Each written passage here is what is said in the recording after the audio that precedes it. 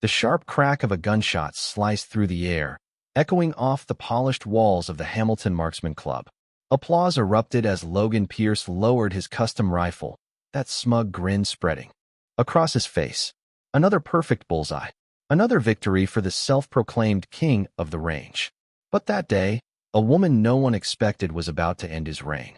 At the far end of the grand hall, Anna Brooks stepped inside, clutching her worn brown purse. Her plain cardigan and old jeans stood out like a coffee stain in this pristine sea of designer jackets and polished boots. She looked out of place, and everyone knew it. She wasn't here to impress anyone, but she could feel their eyes on her, the whispers, the laughter. "Excuse me," she said softly to the receptionist. "I'd like to register for the open practice session." "Members only," came the bored reply. "I have a day pass," Anna said, offering a creased envelope. It was a gift. The young woman eyed her up and down, sighed, and pointed toward the far end of the range. "Lane 5. Try not to scratch anything." A snicker rose from a nearby group. Anna glanced over, and that's when she saw him. Logan Pierce. At 41, he was the club's golden boy. Champion shooter, successful businessman, the kind of man who thought the sun rose just to flatter his ego. He smirked.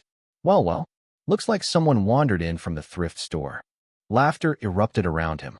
Anna ignored it, walking toward her assigned lane. "Hey, sweetheart," Logan called, swaggering closer. "You sure you're in the right place? This isn't beginner night." Her hazel eyes met his, steady as stone. "I'm just here to practice," she said. Logan chuckled. "Practice? Tell you what, $10,000 says you can't hit the 50-yard target. You miss, you walk out, and never come back." Gasps rippled through the room. Anna's fingers brushed the simple gold band on her left hand, a habit she'd never lost. "If I win," she said quietly, "the $10,000 goes to the Veterans Support Fund." For the first time, Logan hesitated, but his pride wouldn't let him back down. "You've got yourself a deal." Anna stepped up to the line. The Glock 19 felt familiar in her hands, familiar like the warmth of a memory she couldn't let go. Her late husband, Michael, had taught her how to shoot. A Marine, patient and calm, he told her, "It's not about the target, Anna. It's about control. Control your breath. Control your mind." She took a deep breath, exhaled halfway. Crack. The bullet tore through the air and smacked the target dead center. The crowd froze. As the target rolled back, silence filled the hall. Logan's grin faltered as the bullseye came into view, a perfect, clean hole through the center.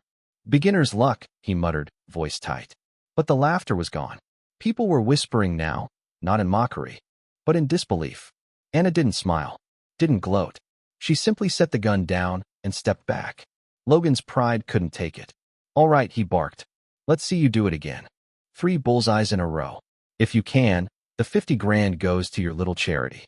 Anna's gaze was calm.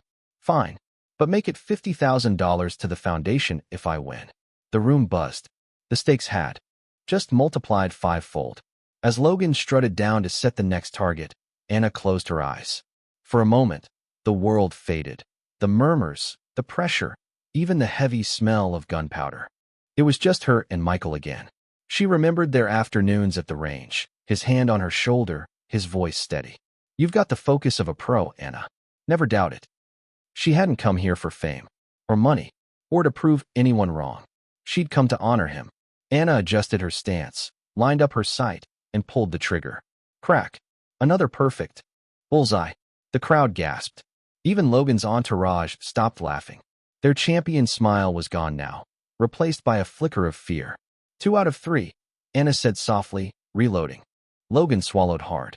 "You won't get the 3rd, he said, his tone desperate. "Double or nothing. One more shot. Make it $100,000. Miss, and you leave forever." Anna didn't answer. She didn't need to. She stepped forward again, calm as ever. Her body moved with the precision of someone who had practiced not for trophies, but for survival. In the corner of her eye, she saw Rebecca Lane, the club manager, watching intently. Unlike the others, there was no mockery in Rebecca's face, only quiet respect. "Logan," Rebecca said under her breath. "Maybe that's enough." He waved her off. "Don't interfere. We're just having fun." Anna's fingers curled around the Glock once more. Fun, she thought bitterly. For him, this was entertainment. For her, it was purpose. She exhaled slowly. Crack. The target whirred back, the mechanical clicks echoing like a heartbeat. Bullseye. Again. The silence was deafening. For the first time in his life, Logan Pierce had no words. His hand trembled as he grabbed the paper, staring at the flawless cluster of holes in the center. Anna hadn't just won. She had dismantled his pride. The crowd erupted. In whispers. Some clapped. Others just stared.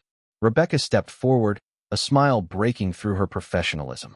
That was incredible, Mrs. Brooks, she said sincerely. You've earned far more than a spot in this club. Anna nodded. Thank you. But I didn't come to win. She glanced at the ring on her finger. I came to keep a promise. She turned to leave, the murmurs rising behind her. Like a storm. But Logan couldn't let her go quietly. Wait, he snapped. You didn't beat me. This was a fluke. Anna turned back, eyes calm. No, Logan. I didn't beat you. I beat the part of me that believed I didn't belong here. His jaw tightened. He had no answer. Rebecca stepped closer, arms crossed. Mr. Pierce, she said coldly, I believe you owe $100,000 to the Veterans Support Fund. The crowd murmured in approval. Logan's face drained of color. Slowly, he reached into his jacket, pulled out a checkbook, and scribbled the amount. He handed it over with a trembling hand. Well played, he said finally, his arrogance gone. Anna shook his hand once. Thank you for the opportunity. Then she walked away. Outside, the crisp air hit her face, carrying the faint echo of the gunshots from inside. She stood beneath the gray winter sky, closing her eyes. For the first time in a long time, she felt peace. This wasn't about the crowd or the money. It was about Michael, about honoring his belief that quiet strength could move mountains. As she drove away from the Hamilton Marksman Club, the same people who had laughed at her now watched in awe through the glass doors. Anna Brooks had walked in a stranger. She left a legend. Because sometimes, the strongest person in the room isn't the loudest. It's the one who stands steady, silent, and unshaken.